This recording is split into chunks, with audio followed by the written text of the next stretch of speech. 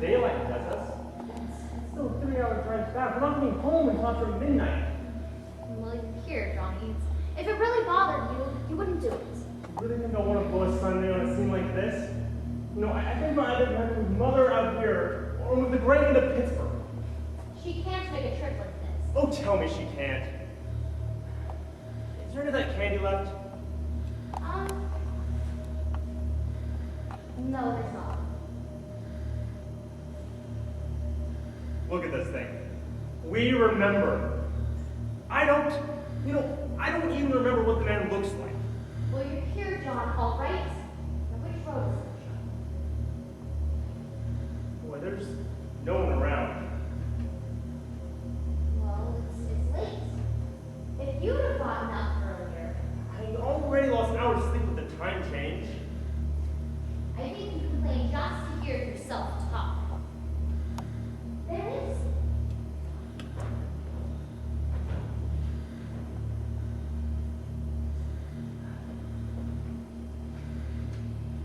What will happen to the one from last year?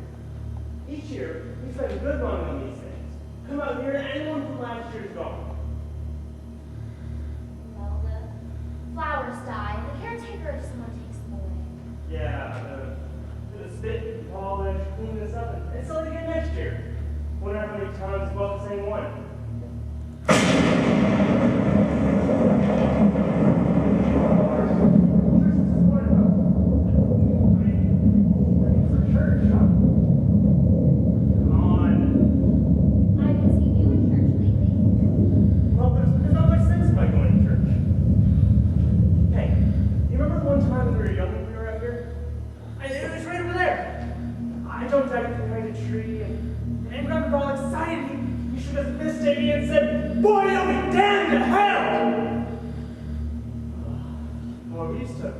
Scared here. Johnny. Well, you're so great. Johnny, stop it. They're coming to get you, Barbara. Stop it, you're acting like a child. They're coming for you, Barbara. Stop it, you're ignorant. They're coming for you. Oh, here comes one of them now. He's gonna hear you. Oh no, he's coming this way. I'm getting out of here. Johnny. I'm sorry, sir. You can be a little bit of a child. Maybe when you... No!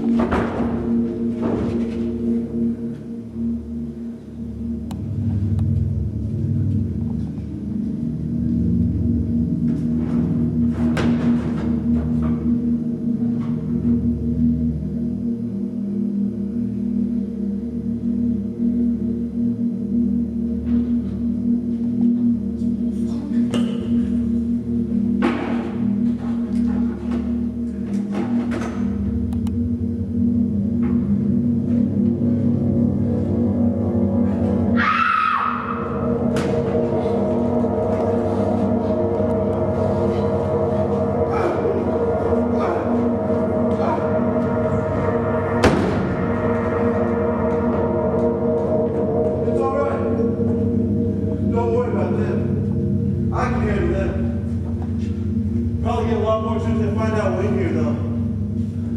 There's a gas pump out there, but it's locked. Is there a key? I suppose you tried this already.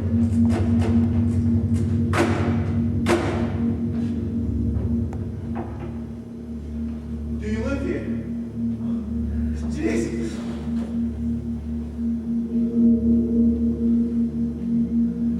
We gotta get out of here.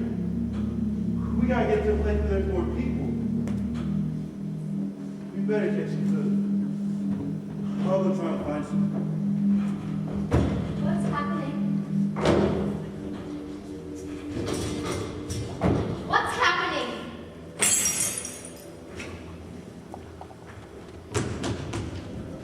They're smashing out my headlights. There's two of them out there. Have you seen any more? I can handle those two. I don't know. Look, I know you're afraid. I don't know. I don't know. What's happening?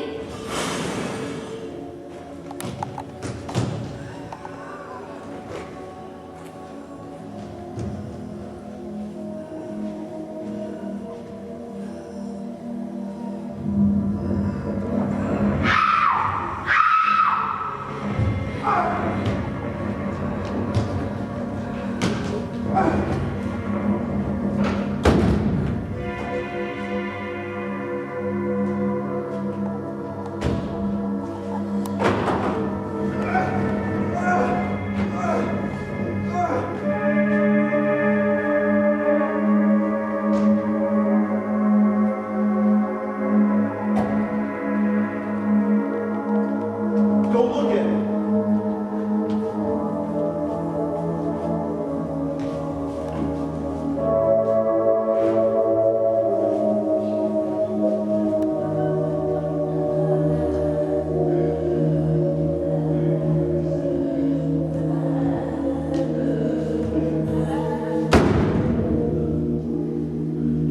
You know we're in here now. We gotta get some lights on in this place.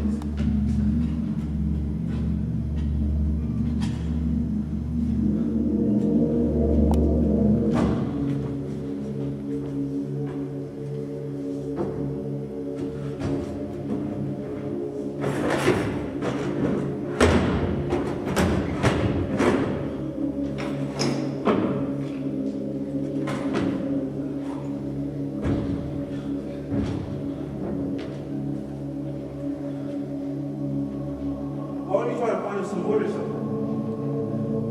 Something over by the fireplace. Something to know this place up with. Look, God damn it! Look, I know you're afraid, but we're gonna have to blow this place up tight right now. I'm gonna board the windows and doors. Do you understand? Look, we're gonna be all right here for a while, but we have to work together. You have to help me out here. Now, why don't you try to find some wood, okay? Okay?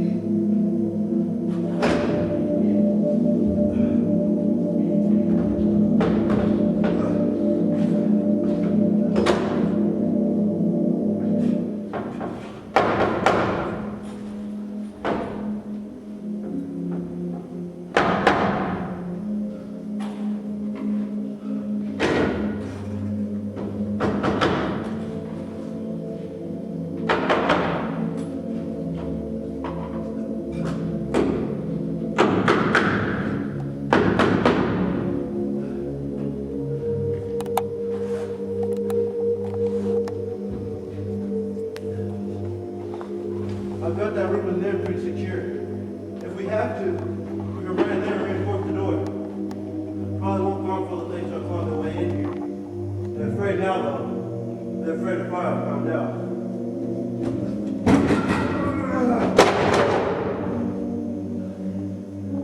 Anyways, you know a place down the road called Beacon's Diner? Well, that's where I found that truck I have out there.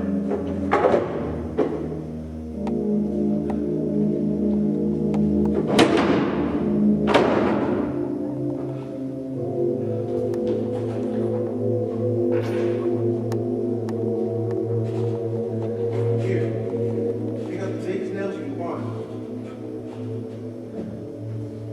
Anyways, there's a radio in the truck. I jumped in, but the big gasoline truck came screaming down the road. About 10 or 15 of those things just holding, grabbing on. Now, I couldn't see him at first. All I could see was the truck was moving in a funny way. They're all right, though.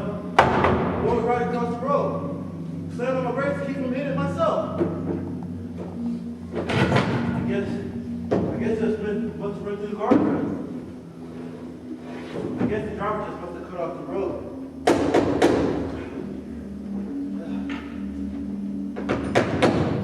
Anyways, there's a gasoline station over by Beacon's Diner.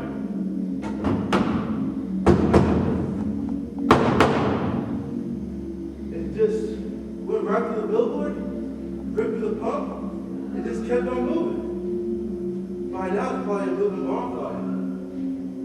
I didn't know if it was going to explode or what. Still hear them, screaming. Those things just backing away from it. You know, I looked back to see if there was anybody there that could help me. That's when I realized I know there's no more screaming. I was alone. Those things circling the place. There's 50, 60 of those things just standing there. Just staring at me. I started to drive out. And I just plowed right through them. They didn't move. They didn't budge. They just stood there. Wanted to crush them. They scattered the air like bugs.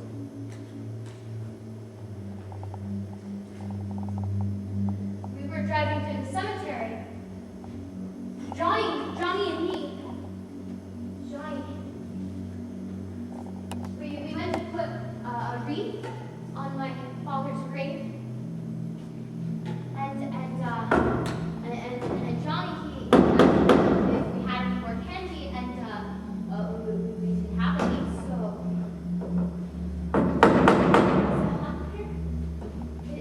It's hot. It's hot.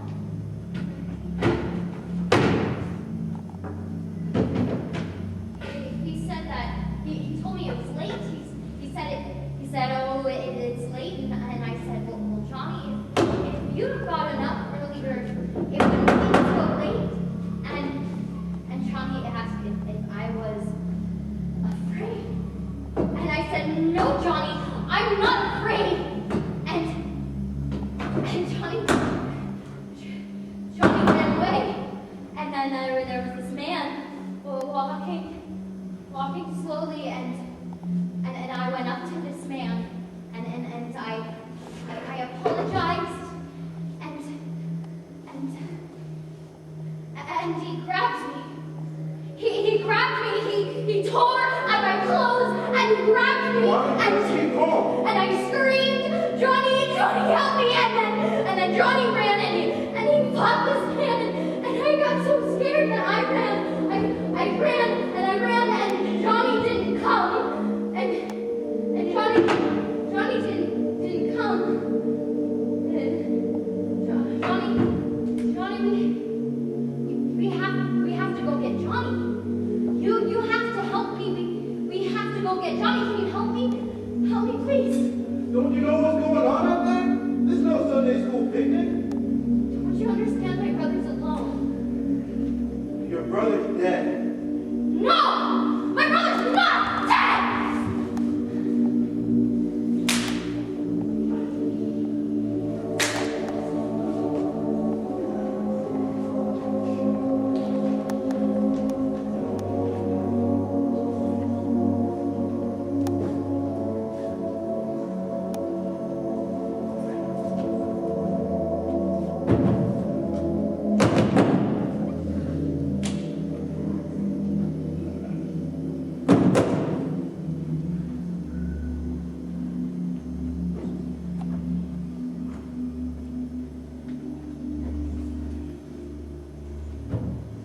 Because of the obvious threat to untold numbers of citizens, and because of the crisis which is even now developing, this station will remain on the air day and night. This station and hundreds of other radio and TV stations throughout this part of the country are pooling their resources through an emergency effort hookup to keep you informed of all developments. At this hour, we repeat, these are the facts as we know them. There is an epidemic of mass murder being committed by a virtual army of unidentified assassins. The murders are taking place in villages, cities, rural homes, and suburbs with no apparent motive or reason for the slayings. It seems to be a sudden general explosion of mass homicide. We now have some description of the assassins. Eyewitnesses say they are ordinary-looking people. Some say they appear to be in a kind of a trance. Others describe them as being grotesque. So at this point, there is no really authentic way for us to say who or what to look for or guard yourself against. This shape of monsters. Reaction of law enforcement officials is one of complete bewilderment at this hour. So far, we have been unable to determine that any kind of organized investigation is yet underway. Police, sheriff's deputies, and emergency ambulances are literally flooded with calls for help. The scene can best be described as mayhem. Mayors of Pittsburgh, Philadelphia, and Erie, along with governors of certain Midwestern states, indicate that the National Guard may be mobilized at any moment, but this has not happened as yet. The only other information that reporters have been able to obtain from official sources is a warning for all citizens to stay in their homes behind locked doors. Do not venture outdoors for any reason until the nature of this crisis has been determined and until we can advise what course of action to take. Keep listening to radio and television for any special instructions as this crisis develops further. Thousands of office and factory workers are being urged to stay at their places of employment, not to make any attempt to get to their homes. However, in spite of this urging and warning, streets and highways are packed with frantic drivers trying to get home or flee just anywhere. We repeat, the safest course of action at this time is simply to stay put wherever you are. Once again, if you're home. I found a gun and some bullets up there. Oh, the weeds. We should be alright here for a while. We got a gun, bullets, food, and a radio. Sooner or later, someone's probably coming to rescue us. Look, I don't know if you hear me, but I'm gonna go upstairs now. If anything should happen, I'll be back down here to take care of it. Everything's alright for right now. I'll be back down to work when those doors up later, but you'll be alright, okay? Okay?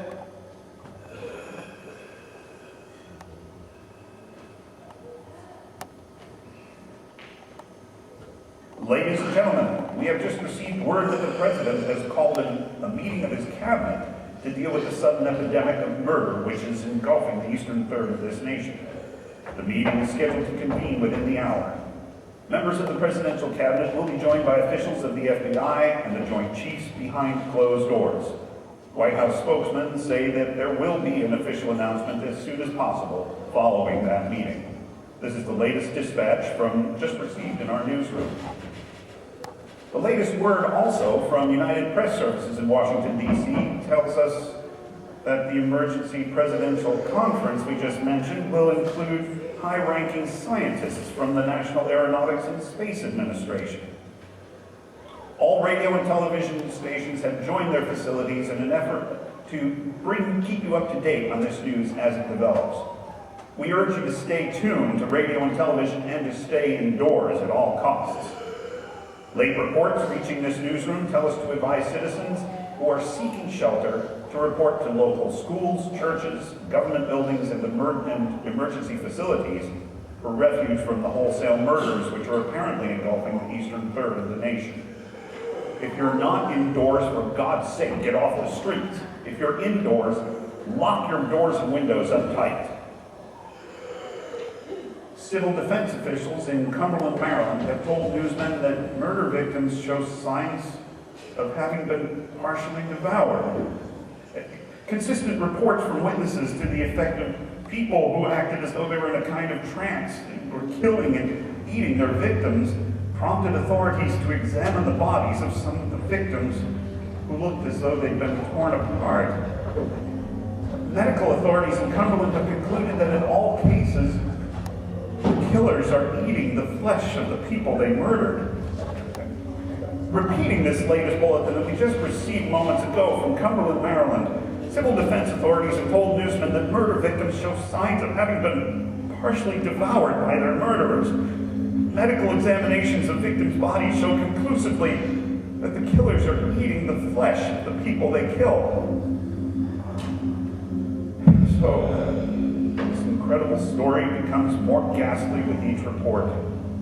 It's difficult to imagine such a thing actually happening, but these and other reports that we've been receiving and passing on to you, reports which have been verified as completely as possible during this confused situation, confirm that it is happening, and it would appear that no one is safe from this wave of misery.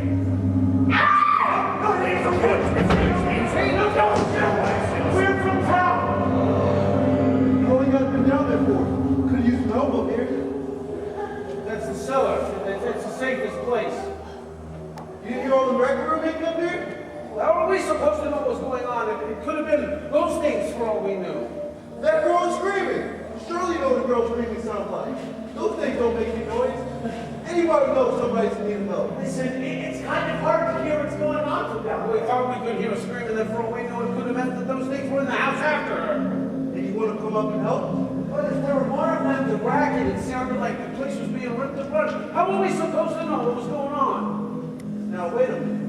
You just got done telling me you couldn't hear anything from that.